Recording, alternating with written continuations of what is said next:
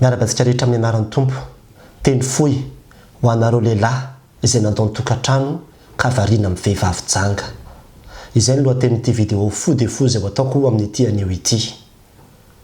Reto teny roa reto no tiako tadidin'ny lehilahy rehetra izay mahita ity vidéo ity ka mety hoe nandao tokantranonao ianao ary vehivavy tsy vadinao no miaraka aminao amin'izao fotoana izao. Voalohany dia hoe ozona, ary ny faharoa dia hoe fibebahana. Ozona satria nahoana? Vao ozona ny fiarahanao miaraka amin'ny vehivavy tsy vadinao io, tadidio zany. Vao ozona satria miorina eo ambonin'ny alahelo ny vady aman-janakao, miorina eo ambonin'ny ranomaso ny vady aman-janakao, miorina eo ambonin'ny tsy fankatoavana ny tenin'Andriamanitra, miorina eo ambonin'ny fijangajangana. Ary tahaka ny olona manorina tokantrano ianao, fa tokantrano ahorina eo ambonin'ny fasika. Mba fantatrao ny hafaran'izany, rehefa ho avy ny ranonorana, rehefa ho avy ny driaka be, ho rava, ho potika, tsy ajoro zany, ary ho loza ny fianjarany zo ny tenin'Andriamanitra. Ho loza koa ny fiafarany, satria raha tonga amin'izao ny Tompo, very tanteraka ny mandrakizay ianao, ary fahaverezana mandrakizay, fa tena misy ane zany elo zany, tena misy ane zany dravany, aza mivazivazy ny amin'izany sika, aza mieritreritra tsika manao hoe rehefa any zany ito ihany, fa ho tadidinao mandrakizay ane zao vidéo zao hoe anenenanao aneny amin'ny hoe fitiavan'Andriamanitra, ny mbola nampahitan'Andriamanitra anahy an'iny vidéo iny fa nanamafy ny foko. Ary zay no mahatonga anahy miteny manao hoe mibeba, miverena mivady aman-janakao. Tena miangavy anao amin'ny anaran'i Jesosy Kristy, miverena mivady aman-janakao fa aza manamafy ny fonao, fa tsy ahita fitahiana, tsy ahita fifaliana amin'io fiarahana tsy araka ny sitrapon'Andriamanitra mihitsy ianao. Ary raha miverina ianao dia tadidio fa mbola mandray anao Andriamanitra, mbola misy famelan-keloka sy famondram-po anao ao amin'Andriamanitra.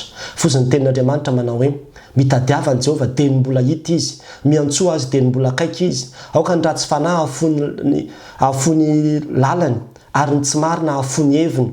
Ary aoka hiverina amin'ny Jehovah ireny fa hamindra fo izy eno amin'Andriamanitsika, fa hamela heloka dia hamela heloka tokoa izy. Tena mamindra fo aminao Andriamanitra ary mamela heloka ao izy. Tsy mbola tara. Raha izao anao no mandray ny fanapahakevitra hiverina mivady aman-janakao, hiala amin'io vehivavy janga mpangalabadin'olona. Mbola ho avy koa ny vidéo teny fohy ho an'ireo vehivavy mpangalabadin'olona, fa tena miala. Maro be ravana ny afatra voaraiko ato amin'ity pejy marika 16-15 ity. Vehivavy ilaozany vadiny, mitomany, mitaraina, mangataka vahaolana.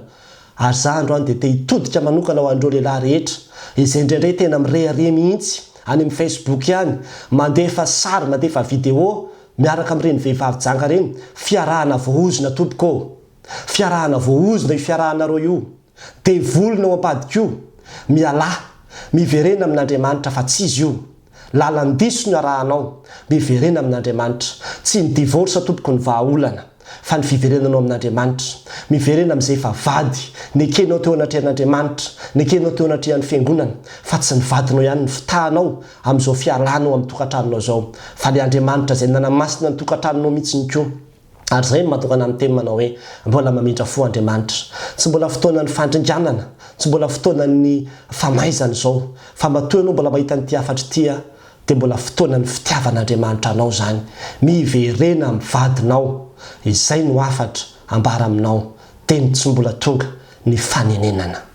Ho an'Andriamanitra ny voninahitra. Amen.